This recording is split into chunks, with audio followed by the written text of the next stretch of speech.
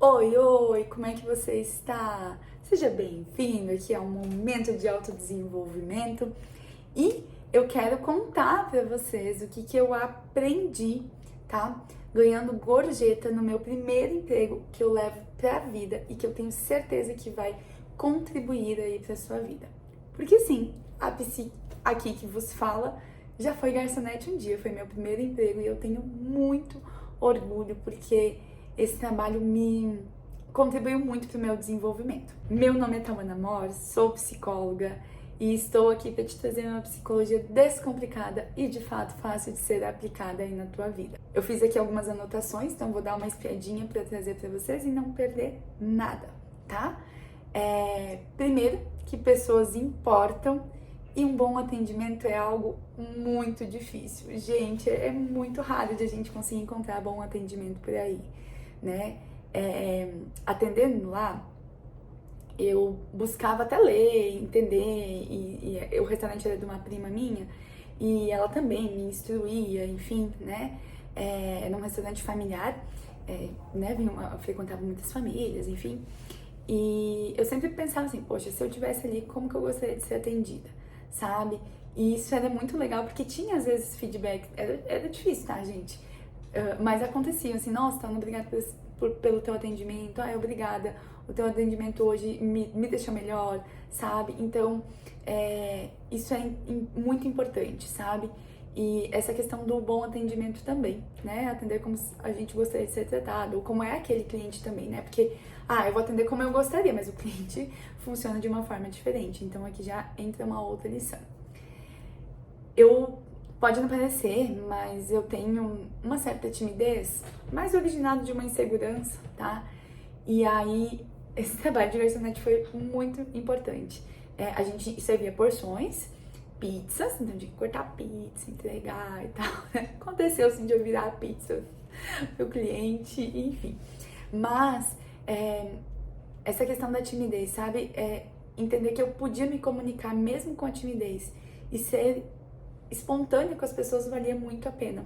Principalmente, como eu falei pra você, quando vinham esses feedbacks, sabe? Quando eu via que a pessoa, mesmo que não vinha o feedback, mas que ela estava agradecida ali, que ela estava satisfeita, que ela ficava feliz, né, com aquela situação.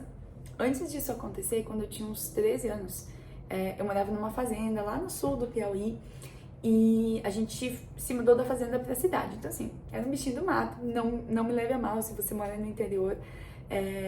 Mas assim, a gente chegou na cidade e aí a minha mãe, um vereador, tinha ajudado muito a gente num período que eu fiquei muito doente.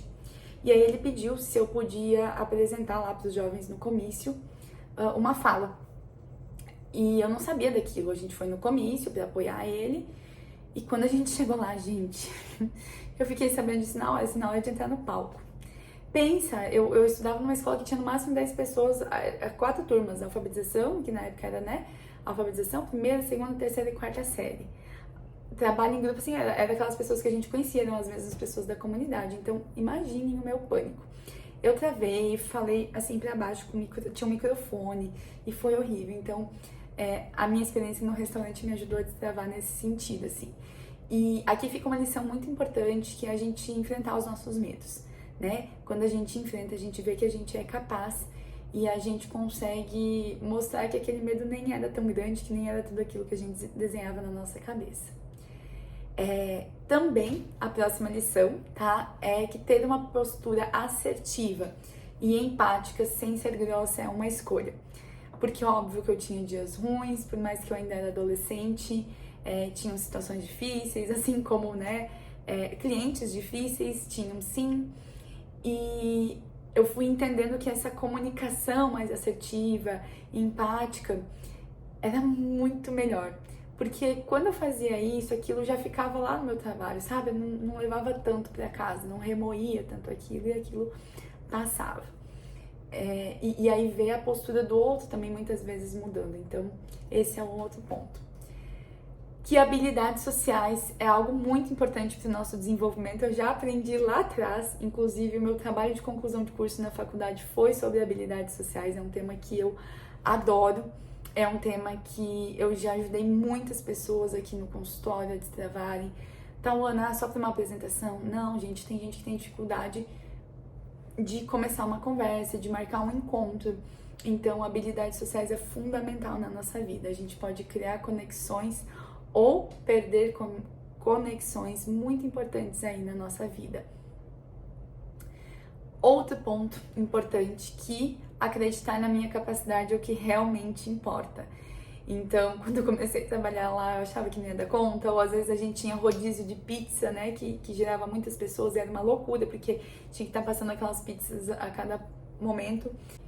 Eu superar cada coisinha dessa, que nem eu falei ali atrás, né, fez ver que eu tinha capacidade, sabe, que eu conseguiria qualquer coisa na minha vida.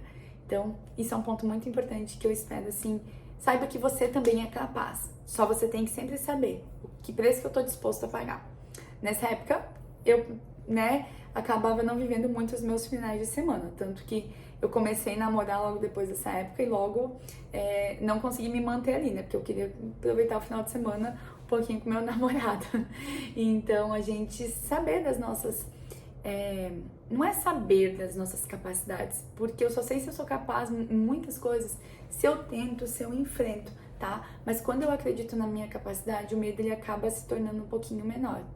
E mesmo que eu não consiga de primeira vez, que eu posso tentar de novo, e se eu achar que é melhor desistir, eu desisto, mas se não, eu vou tentar até conseguir.